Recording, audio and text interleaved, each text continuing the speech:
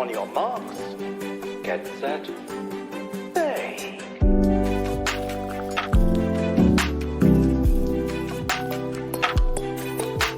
I love that.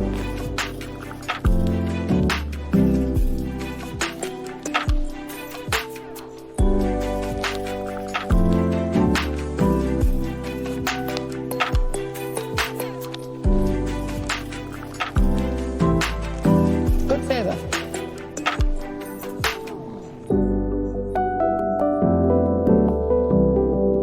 That I really like.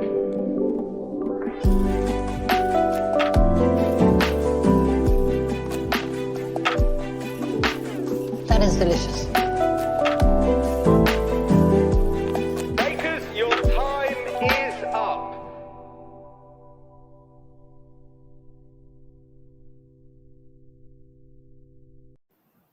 What's hood, people? We back at it once more. It's Krème Patisserie. It's a Great British Bake Off podcast. I'm your host, It's Terror 713, joined by the other host, Nick J. Why do rich people always have the worst decorating taste?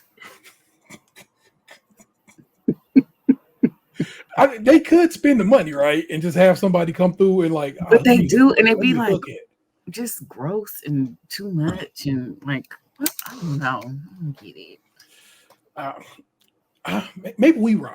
They rich, yeah. So There's no accounting for taste, I guess. that's what it is. That's what it is. This week is awesome week, which I like. Okay, I can see that becoming a regular situation. Please and thank you, but I don't know if it will, but I hope it does because I really enjoyed this episode pretty much in the end. What about yourself? I am a autumn girly. It's the best season, my favorite season.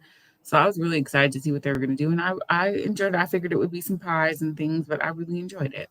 Excellent. Our opening bit was getting rid of last season's wardrobe, which was the walk up to it was like, what am I about to do here? And then that shoving the water, I was like, okay, there you go. that was worth the little walk we had to take to get there. Right. Our bakers in the tip this week are Christian, Dylan, Georgie, Jill, Ileane, Nelly, and Sumaya. And before we delve into that, we have a new segment we call Bakers Make the World Go Round. And in this week, our Bakers Make the World Go Round segment was sent to us by the homie Frank. And I think we'll all be very interested in this story. But first, let me click this button here. Bakers make the world go round.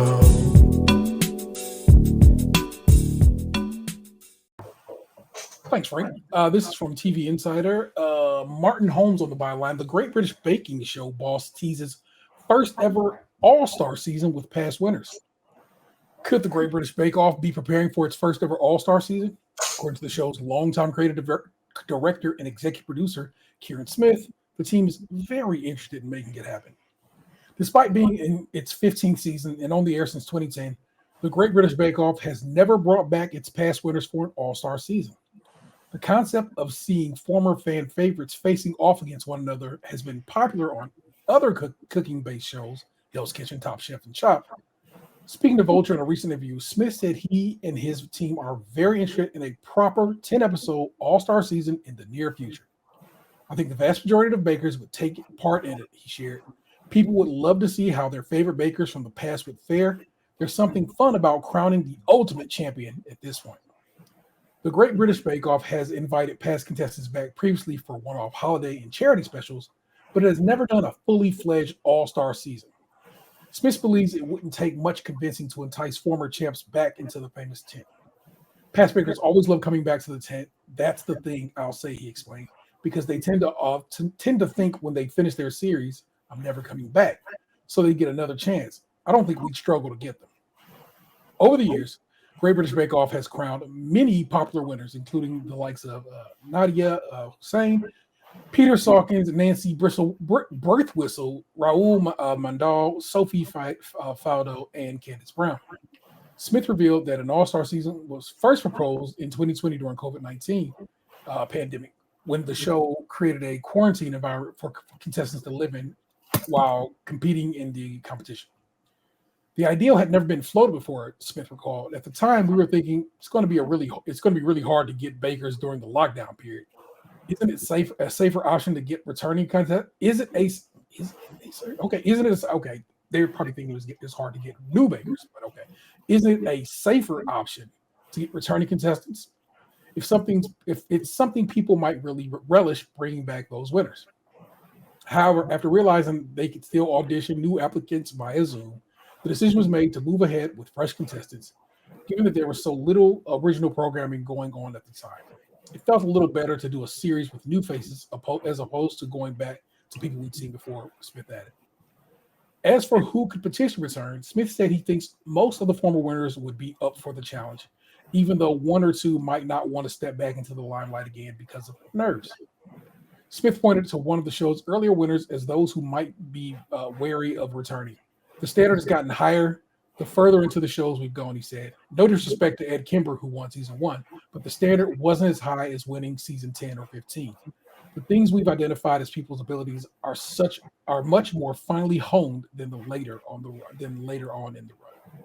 A little bit more to the article than that, but it's interesting that they're starting immediately with an all-winner season. You know, I often compare this show to RuPaul's Drag Race because when RuPaul does the all-star seasons, it's just former contestants, fan favorites, whatever, coming back to recompete for a chance to win. But they did finally have an all-winners all-star season, which was great too. But I do think it's interesting that they're only bringing back winners.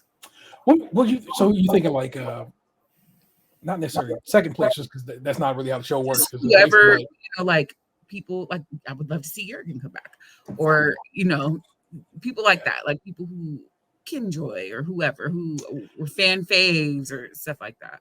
I think I want the flip. I want people who went home first week, who never got a chance to get deep into the situation. And they call that Pork Chop on Drag Race because Pork Chop was the first drag queen to ever go home on Drag Race. Well, yeah, like people who were sick, who couldn't finish the competition. Like I want them to like give a chance to people who didn't win, which they probably will. I'm sure if the All-Star season is successful, it's a quick thing that they can do in between seasons while we're feeding or something. Yeah. Man, that became the easy question of the week that I'm going to type in All-Star or just fan favorites. Well, champs are fan favorites. Man, remember I read a lot of notes, y'all. It's a lot of scrolling to be done here. All-Stars or fan faves. Breezy. Frank, you put in that work. Didn't even mean to, sir. Thank you for that. Right? But that was this week's Bakers Make the World Go Round. Let's get to it. Nick, set us off. Signature challenge is a comforting, sweet autumnal pie with melt-in-the-mouth pastry and a filling that celebrates autumnal flavors in produce. They have 2.5 hours.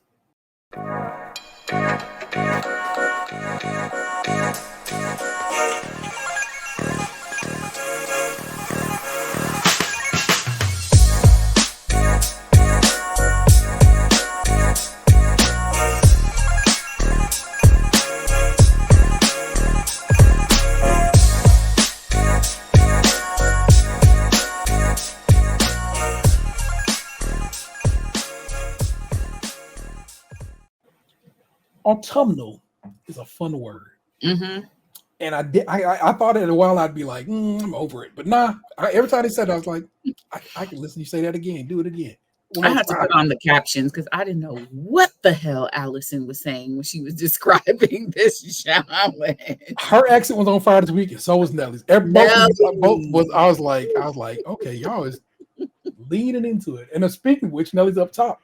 She's going for an out in nature pie, a traditional Slovakian pie, jablkové pita, which is just apple pie in Slovakian. But I had to look it up to make sure. Apple poppy seed filling, but a non-traditional short crust pastry in that it has a bit of a baking powder in it, a little raising agent. So it's going to be for a puffier pastry. A slightly risen dough is basically what it comes down to. But the idea of a poppy seed filling, they was like, is that going in the crust? It's like, nah, baby, that's in the apple. That's You the got pie. to Yeah. mix that up. You're gonna need a toothpick. It's gonna be so many poppy seeds in that bed. That's With twice, her, Nelly done came through with the poppy seed. mhm, Got the with hair her on in the system. autumnal crown. She looked great too. Oh my god, Did. I She love was this so film. festive and lovely. Yeah, for sure, for sure. Next up is Jill, who's going for a blackberry and apple windy day pie. She describes it as proper old school margarine and lard. And Not just lard. like Oh, short, ugh. short crust filled with apple and blackberry. The margarine was enough. Then I need to throw some lard up in there too. It's like the grossest man-made thing and the grossest thing Natural, from yeah. nature mixed together. Dylan's going for an autumnal apple pie, but unlike everybody else going for a little short crust of some sort, he's like, I'm going for a laminated rough puff pastry. Worried. He was worried coming into this week and chooses the hardest pastry to make for this challenge. In the time that he had, correct. Yeah. Right. But the filling is apples mixed with cider, and then it had a bottle of cider on deck there. So I was like, I wonder what that was going to be about. Because they never gave us an description of it throughout the rest of the show. It was like, there you go, apples and cider. Okay, thanks, I guess. Iliane is going for an autumnal fruit pie. It's a short crust pastry filled with blueberry jam, preserved ginger, and poached pears. I'm excited for her. Mm-hmm.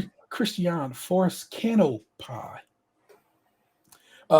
As we talked about a couple weeks back, speculoos is some seasoning they use over there in the old Denmark Dutch situation. So that's exactly the kind of seasoning spices he's going for. Spiced pastry that's going to be filled with almond paste, marzipan, poached quince, and pumpkin pie filling. Is a fruit.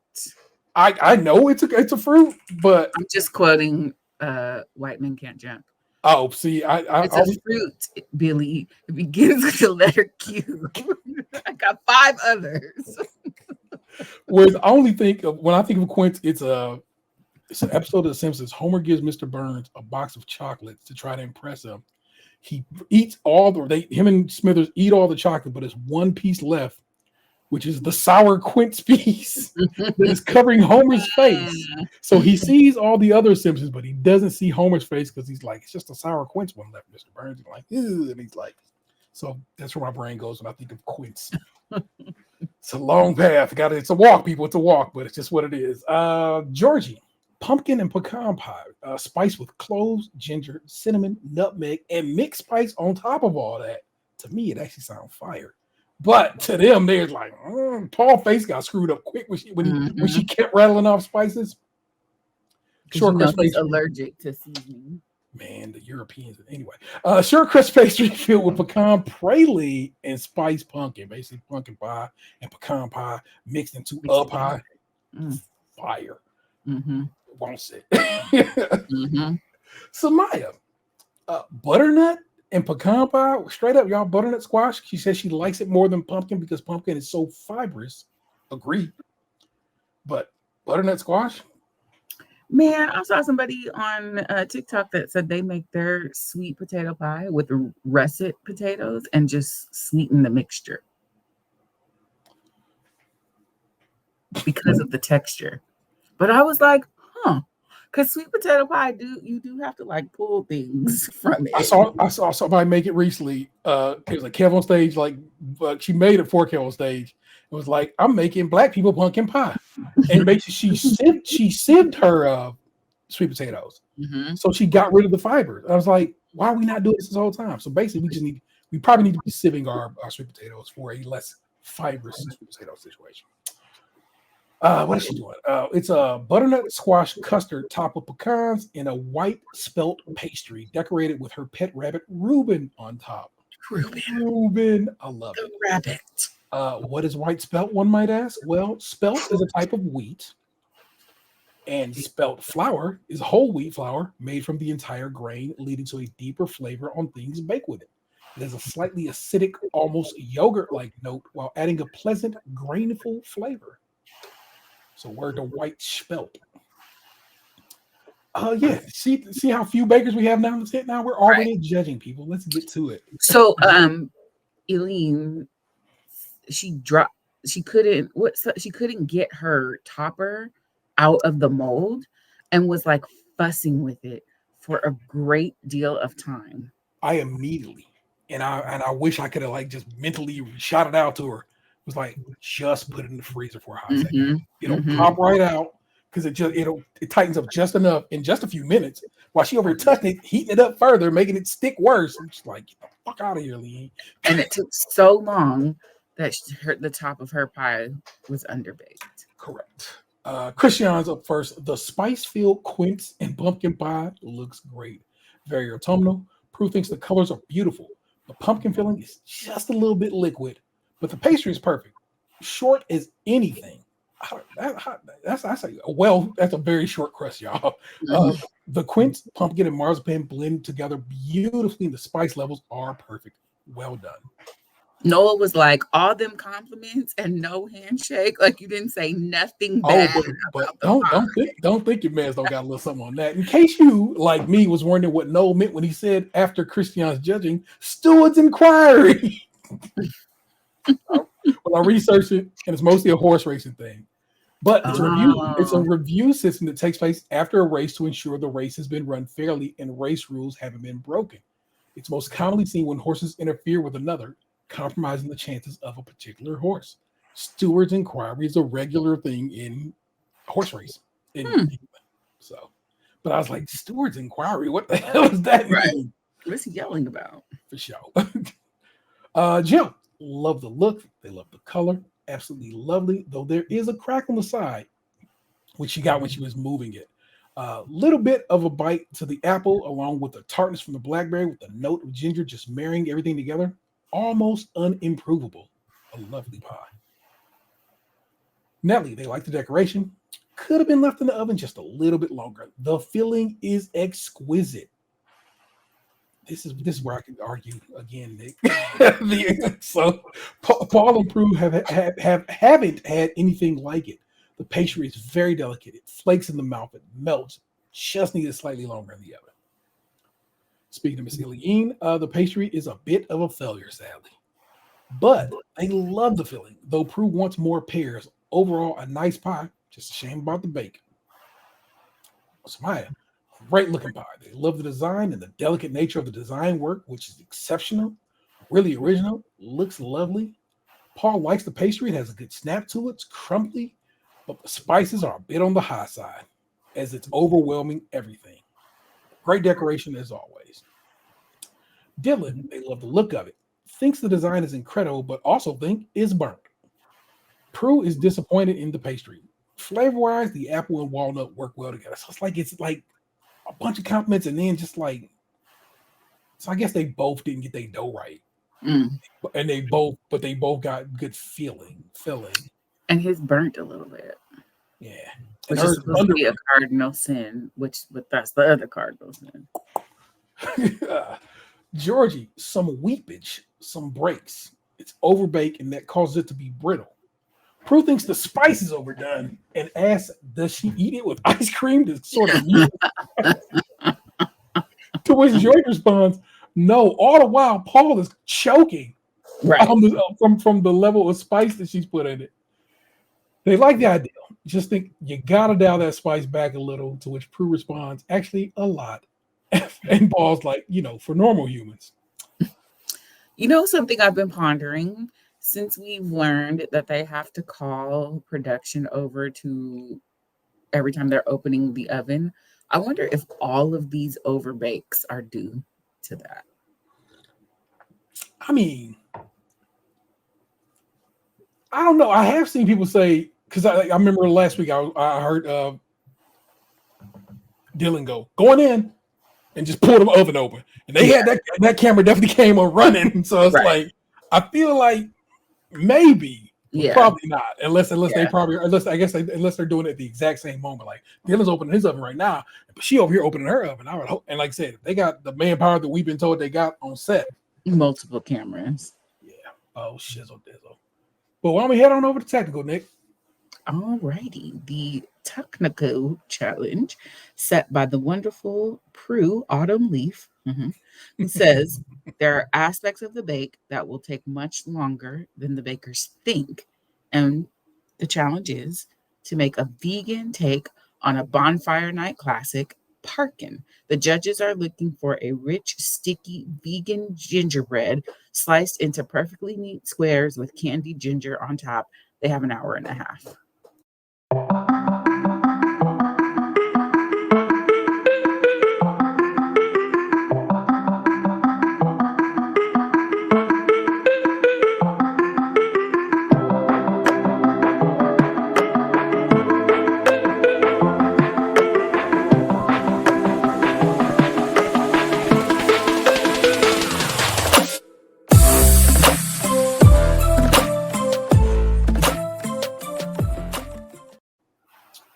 Oh, the technical. Man. Gotcha. I got you a little block of information here because there's a lot going on there. One, we don't eat Parkins in America. Never heard of them till this very day. So let's tell y'all all what Parkin is. Parkin is a gingerbread cake traditionally made with oatmeal and black treacle, which originated in northern England, northern Boston, often associated with Yorkshire. It's widespread and popular elsewhere, notably in Lancashire. Parkin is baked to a hard cake, but with resting becomes moist and even sometimes sticky. There are regional differences. For example, in Hull in East Yorkshire, it has a drier, more biscuit-like texture than in other areas, whereas in Lancashire, it's generally made with golden syrup rather than with treacle used elsewhere. Parkin is traditionally eaten on Guy Fawkes Night, remember the 5th of November, and when celebrating Yorkshire Day on the 1st of August. It's also enjoyed throughout the winter months. It is baked commercially throughout Yorkshire, but it is mainly a domestic product in other areas. Cool. Now you know what Parkin is, but you also going to hear them say you're supposed to use the melting method when making this cake. And I was like, I'm not hip, so now I am. And then the melting method in baking is the butter and fat and sugar all melted together in a pot before the eggs are added, and after which the other dry ingredients are mixed into that mixture. This method does not use whisking or beating, so in order to make the cake rise, you got to put some baking powder in it. Man. Gots to. It was fun watching them make this because Eileen. So of course, and we'll find out why. Jill, wild confident, grin on her face like Parkin. Show your boy what's up. Then they said vegan and threw the whole thing for a loop. Well, and also because she was making it for her Showstopper. Spoiler alert. Yeah, for sure. And but Ilian was like, "This just Jamaican ginger cake. Yeah, I got this." I was like that's what's all been popping there. I was very excited for that because it meant people were going. There were some of us going in with like at least some wisdom about what to do. Everybody ended up making a decent bargain, y'all. Well, not everybody, but still, people who didn't even know what a bargain was like, "Oh yeah, but I can kind of make this happen." So right, it's just cake. Yeah, for sure. It's just that moment when Jill was like, "Hell yeah," compared to how she did in the challenge. Cinema. It's why, and this is not the first time I've seen somebody like that. They've had that the technical ends up being somebody's showstopper. Mm-hmm. Like they was prepared to come in, or no, it was the flip. Somebody's signature was the technical, and they had already like they had just done it. Mm-hmm. And so Jill was like, Birdman, like hell yeah, rubbing her hands together, making a Play-Doh snake. But that's all she did too was rub their hands together and forgot to put that damn baking powder in the. I questioned it, and when she questioned it, I really wish she just would have been like, "Let me hit that with some baking powder." But she just was like, "I don't know if I did or not," and then she did. Because like, what is the result of too much baking powder?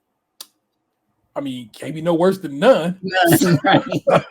So why not? Good Lord. Let's judge it, y'all. Nellie's up top. Decoration is okay. They like the amount of icing, just not too much on the spice side. I think everybody was gun shy about spice this week after having the spices get shot down twice during signatures. But lo and behold, Samaya, quite neat. Prettier than Nellie's. They said prettier than, and they didn't say Nellie, but they only had one before that. It's so process of elimination, my folk. Higher spice level, nice sticky texture. I don't know what that could possibly mean in a in a mouth situation? Like, what is it sticking to? Sticking to my tongue, sticking to my teeth? What's this? Is it sticking to my fingies? What's Right. happening? Like a really chewy brownie. Fair. Very good. That's how I got you all the way through. Christian's up next. A bit flat, bit heavy. Spice level is almost right, just not the best looking. His came out and sunk in a little bit. He's like, let me slice it up to try to make it even. I'm like, leave that shit alone. Or, God, it just, Now flat. if you think you fixing things and you are simply making it worse. Right. Eileen, neat, good height, spice level good, like it very much. Jill, well, this is overmixed. Not really. That's the problem with you. That's what you thought it was, and then you was like, then Prue was like, hold on. Could hold a door open. Ooh wee. Ooh. My own commentary. Surprise, surprise. It's not enough baking powder because it ain't none in there. Not enough, as Prue thinks, just none at all. It's a hockey puck. The spice levels are pretty good, but it's like rubber. Indeed, what a hockey puck is made from. Dylan, a bit artistic, nice and shiny. Prue would have liked a bit more ginger. The other spices are there, just not enough ginger. Neat, very good. Georgie, they like these. They like the pattern. The height's good. Very nice texture. Very good, very nice. The texture is good. Sliced a bit uneven. Otherwise, pretty decent. And once again, coming in last place in technical this week, it's Jill. Dead last. All your problems are texture and height. Started and ended there. Baby. Prue got words. Prue, like when they were sitting down discussing, Prue called her useless in the technical challenge she said she's been useless in the technical challenge. Those are fighting words. Prue would have to see me outside after that episode aired.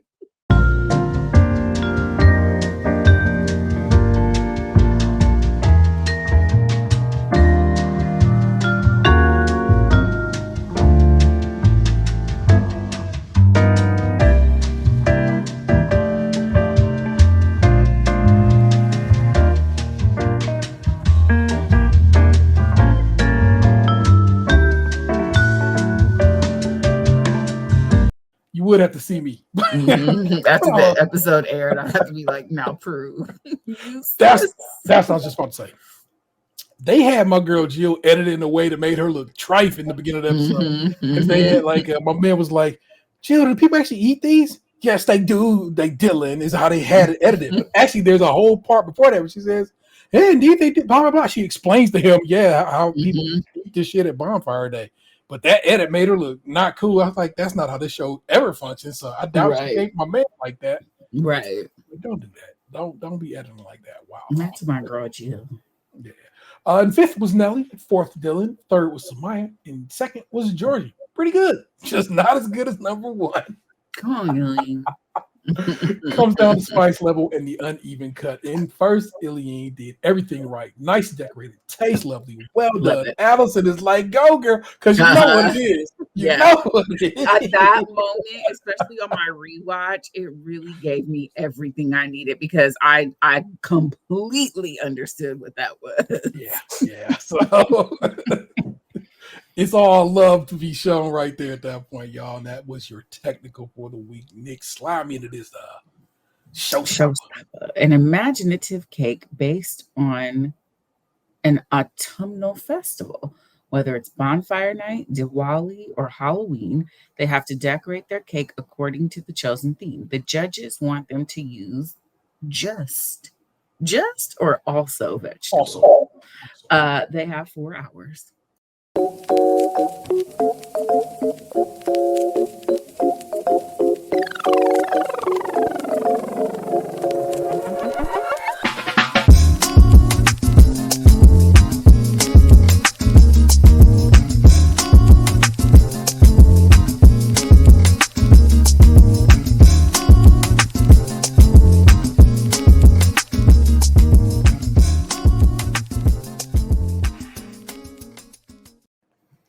Double check. Everybody, we're still live on YouTube. I assume we still live. I usually get a message from Twitch to tell me we're live on Twitch, and I did not this go around.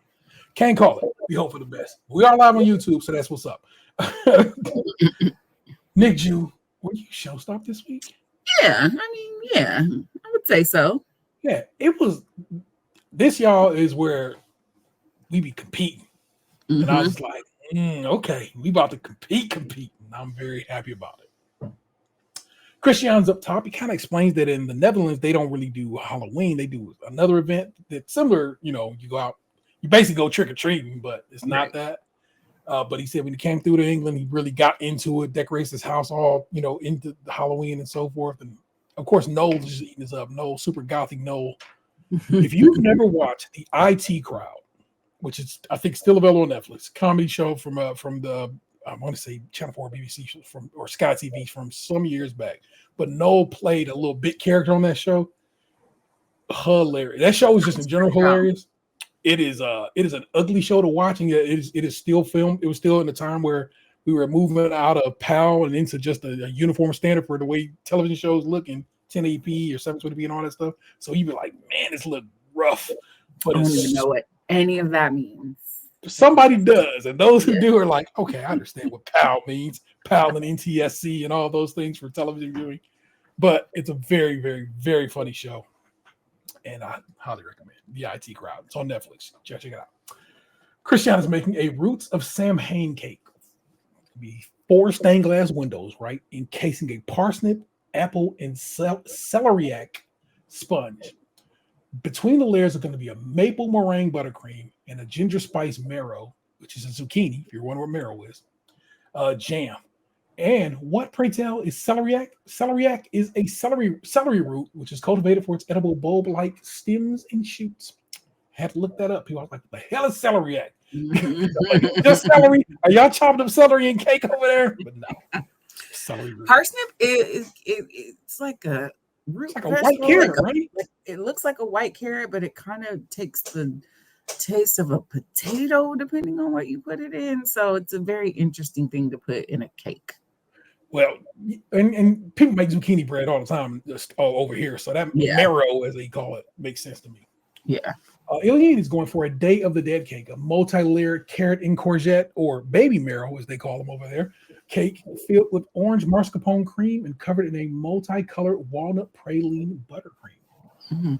Nelly, woman in autumn cake. When she said, I'm like a witch with her thick ass accent, it did not sound like witch. I was like,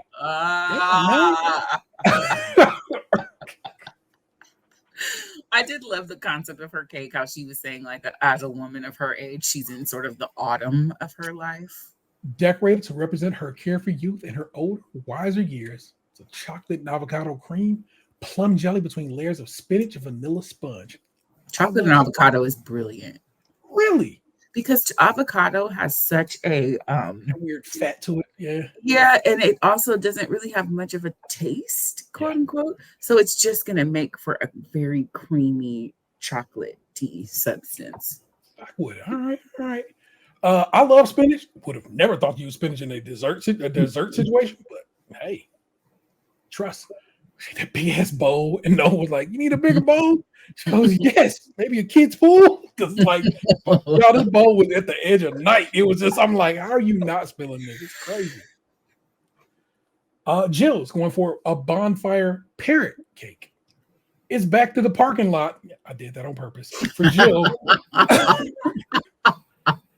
who's making a carrot cake / Parkin hybrid decorated with a buttercream bonfire, treacle biscuit rockets, and meringue fireworks. The reason she was so, Birdman for the dang Parkin was because she knew she was making a Parkin-esque situation for her Showstopper this week. She was like, she should have had this in the bag. But this was her like, well, either now it's redemption or it's like, take your ass home. You don't know how to make Parkin.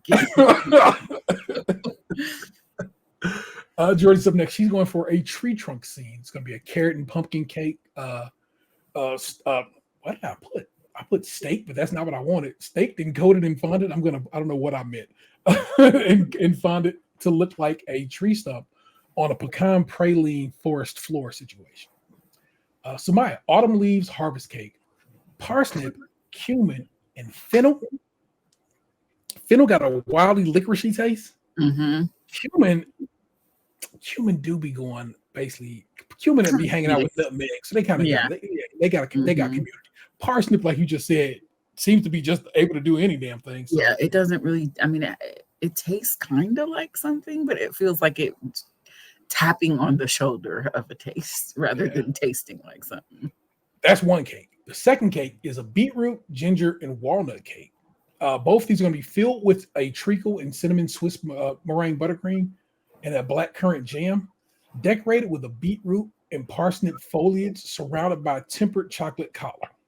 Beetroot is just beets. They call them beetroot. We call them beets. That's all it is. Don't think they're doing anything special. But she takes the beet and the parsnip, sliced them bad boys thin, and was dehydrating them in the oven for a little bit to make the flowers that she would decorate on the top of.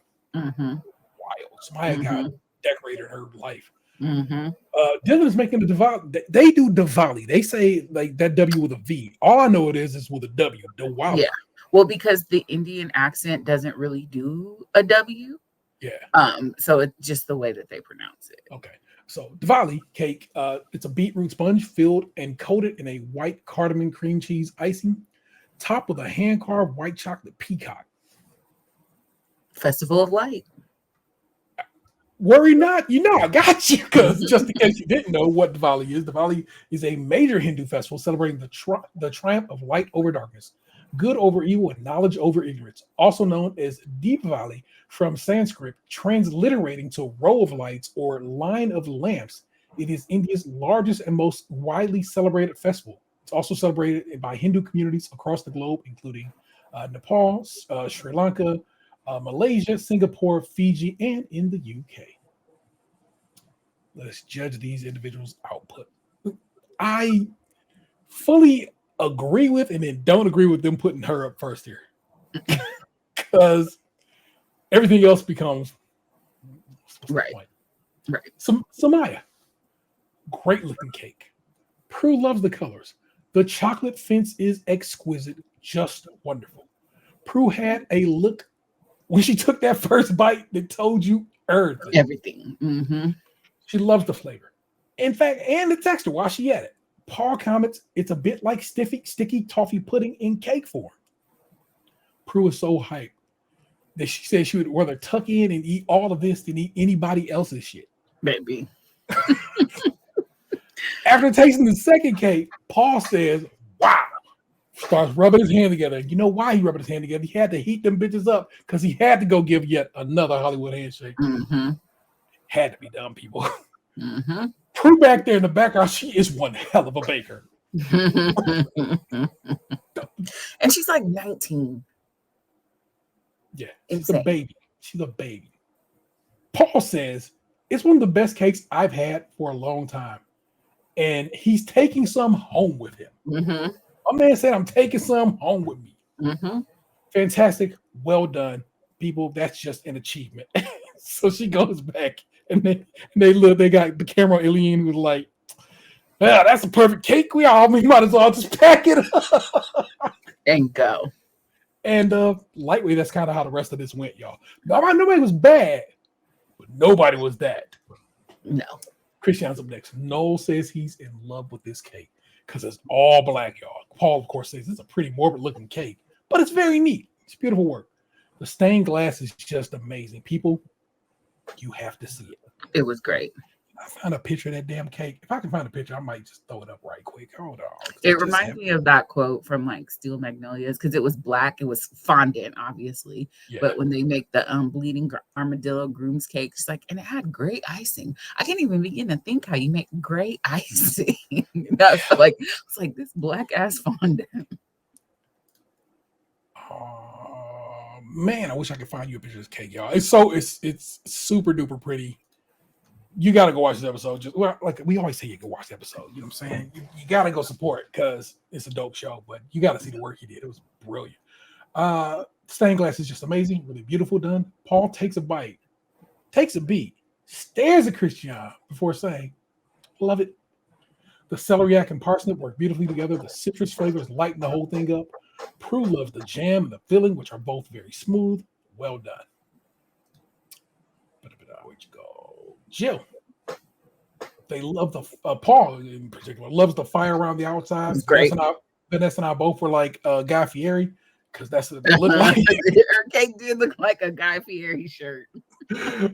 Beautifully done. Prue loves the thin, even layers. Spot in the middle of a middle blend of carrot cake and Parkin, which is exactly what she was aiming for.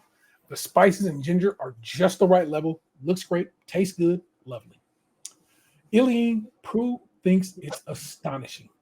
The vibrancy of the colors is fantastic. The decoration is exquisite. Excellent. Absolutely the right level of spice, not too strong. Delicious. The carrot and courgette are moist enough still, so they bring something to the table. Really pleasant in the mouth. Great job. Had she not messed up on her topping of her pie, I would have had a hard case for her as Star Baker this week. Exactly. Georgie, cake looks amazing. Very professional. Could be in the front of any bakery window. But the cake, you can see it right when they cut it, is a little damp. You can see it straight away when they cut it. It looks if you know what pumpkin pie looks like, that's what that cake looked like. Just wet. Could have gone as the hyper realistic cake because it looked very real. And did you notice she carved everyone's initials in it? I did. So sweet. So sweet. Yeah, it was very cool. She probably could have got Allison and Noel to do their own initials, but Paul and Prue, of course, kind of hang back. So it's a really amazing looking cake. It just was a bit on the moist side, which Paul attributes to pumpkin being the source of the juice. Flavor-wise, spot on though. A really good cake. I want y'all to know how much I love Nellie's cake. I thought it was great. I need that stated for the record. Exquisite. Prue loves the way it changes as you spin the cake from exuberant youth to more sophisticated autumn. To which Paul responds, you're barely in summer. And Nellie just rolls her eyes to the old charmer. And then she calls him cute charmer. And I had to laugh. But the cake has concertina up, which is not the first time I heard Paul say this, but it is the first time I went ahead and looked it up. It means to fold, crush, or push together. In this case, the filling and cake. The filling is so heavy, the cake is so light that it kind of pushes into each other. Yeah. A terrific achievement, a huge cake, but slightly overcomplicated. Difficult to distinguish that many flavors. The design is excellent. The flavors just kind of meh. That's where I thought it was like, okay, I've made sense of what happens. Yeah. But still, don't mean I got to celebrate that shit. Dylan, a bit messy. In fact, a lot messy. Doesn't look like it's celebrating much. Damn. Muslim flavors. That's why he can't say shit. He said that dumb shit. Right. He'll be going correcting nobody, man. Poor Dylan. He dropped one of his whole cake on the ground. And Noel was over there like, bruh, you seem really chill. He was just like, what am I supposed to do? If anything, he going straight because I made myself extra better. I was ready for that shit. But still, the coating needed to have been done much better, so it would have looked totally white. But guess what? That bitch tastes good. They love the flavor. It's gorgeous. Love the icing, which is quite light and lifts the flavors up. Don't like the outside, but definitely get down with the inside. He was ready to send himself home. He was so disappointed in himself. He was just like, it's so, what did he say? It's so frustrating or something to that effect when he dropped that cake. It's just, he knew what it was. Yeah. And he knew that it was going to end up being rushed and you can't decorate a hot cake, so forth and so on. So he knows what it is. I would love to see that cake done well because I know it will be something special. Yeah. Your star baker this week is, of course, Sumaya. Yeah. Well and true earned. Yeah. I'm going to make a prediction. Christiane, I think he's going on a run next week. Okay. Sit Home was unfortunately our favorite Nelly. That's 2 favorites 2 weeks in a row is too much. And I got rid of my favorite accents from the show. Right. Nelly did this dance at the end. Bruh. I love her so much. She got into my FYP on TikTok. I followed her immediately, and she's just as amazing over there as you would expect. That's what's up. Absolutely.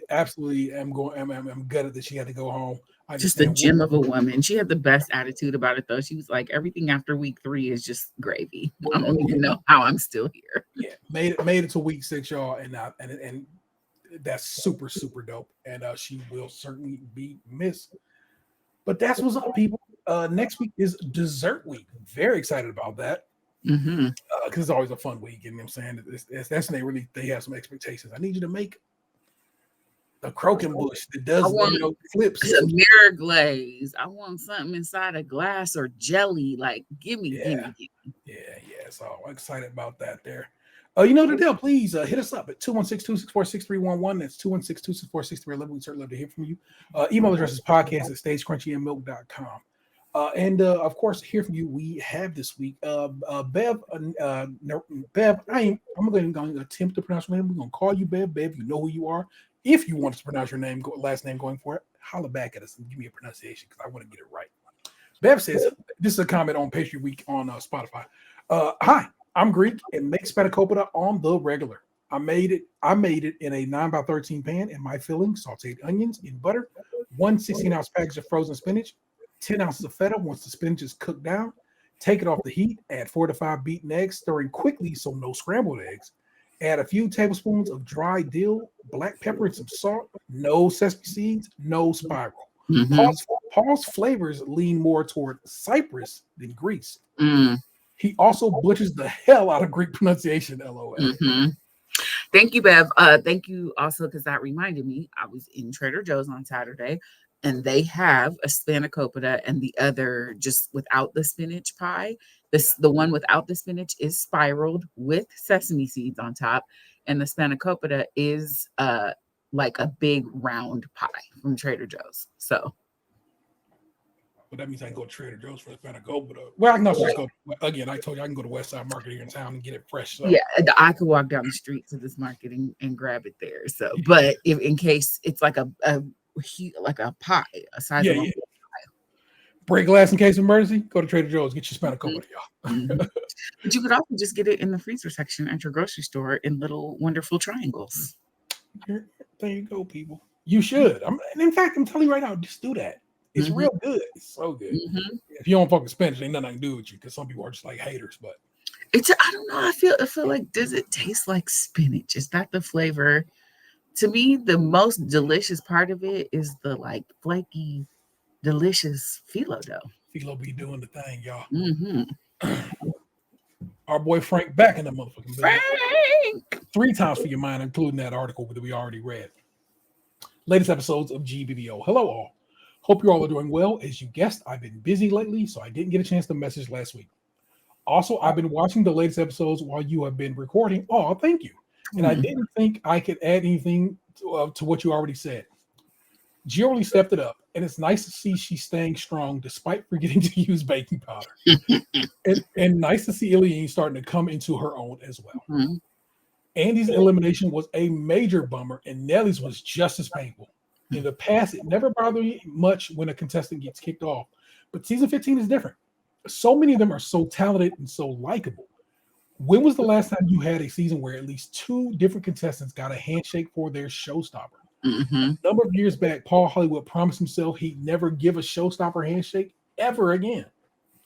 Anyway, I realized I don't want any of the top 8 eliminated. I wish they all could be in the final together. What a final that would be. I do think it could be good to see Dylan falter some. You could tell he wasn't fully committed to the challenges, and good to remind people he's only 20. His final cake didn't look that bad, but it did look terrible when compared to everyone else's, and he knew it. It's good that he's not getting cocky or overconfident. My husband was rattled though.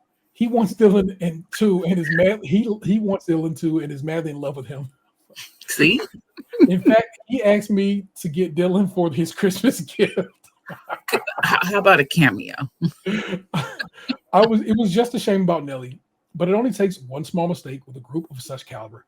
She was marvelous on the extra slice. I hadn't watched it yet, but I need to. I did watch Andy's extra slice, which was so fun. She made an entrance that was so Nelly, arriving wearing pearls and a tiara. She was as charming as expected. They showed a montage of her and Noel going at it. They also made her queen for a day, and they did a special Q&A with the audience based on that. Her answers were both endearing and humble, yet really surprising. Mm. She mentioned she has a special affinity for bread since she gets to work out her stress and tension on the dough. However, she never did much baking before going on the show, but credits the inventor of buttercream in helping her get cast. Apparently, buttercream makes it easy to produce a good bake. All righty. She also clarified that she met her husband in a kebab shop. Did she not say that? I thought she did. Yeah. She ordered a kebab and he wouldn't let her pay for it. He said he didn't want to charge his future wife. I know that's right. I see you, Playboy. They've been married for 12 years. Her family and Andy's family now spend a lot of time together. That's wonderful. She told Tom Allen that the best thing she got out of the bake-off was confidence, and that that being on the show changed her life. She said she started out as a girl made of ashes, and she left as a phoenix. Anyway, my point recapping her interview is that you must get her on the show, devote at least 30 minutes, maybe a whole hour. Ciao, Frank. Bruh, if I can, trust me, I will. He then wrote back and said, follow up on the latest episode of GBO. Forgot to say, it was hilarious to use the word shady to describe the editing improved. Just one of the reasons your podcast is the best in Bake Off. Thank you. Thank and of course, you. he sent the article and said, I think this could be fun. And it was. Thank you. It was. Question of the week, as you know, All-Stars or Fan Faves. Poll of the week, vegetables and cake? Yeah. Yes, no. Of course. Oh, as it turns out, we've had some poll responses. I just never noticed them because it's weird and does not just be out here telling me, hey, man, you got some responses. Everybody who responded to the poll says they pronounce it caramel. Mm-hmm. I say caramel. Mm-hmm. Mm-hmm. I think I just go back and forth. Let's see. What's another one somebody responded to? Y'all hip to spanakopita? Is the poll? I forgot to reach out to you. My your options were hit me with that spinach or I'm nobody's Popeye. Hit me with that spinach, 100% of the vote. Mm-hmm. So people are aware of spanakopita. And jump back to week 2. Have y'all ever had rhubarb? And the options are the red celery stuff in a pie with strawberry, along with strawberry. And the answers to it basically it's 50-50 between the red celery stuff, as in what? And in a pie with strawberry. Nice. So, in case, like I said, we have had a few poll answers. I just didn't notice because, like I said, I saw the comment from Bev and was like, "Oh, hey, look." That's what it is. As I said, next week is dessert week. Super excited for that. It's gonna be a good time, people. Christiane or Eileen, it's time for y'all. It's time. Yeah, it's either step up or head on out. So, well, for Christiane, yes. Eileen, she's still got another week or so to fair ride the wave. We will do just that. Our missing man is the 216 zone, Tatum 216. Send him some love. It's all to the good, y'all. That is, of course, Nick Jew. Adios, amigos. I am the Internet's Terror 713. You're going to bake with us once again next week. It's going to be a good time, people. You're going to love it. And until then, gang. What happened to your ass? It used to be beautiful.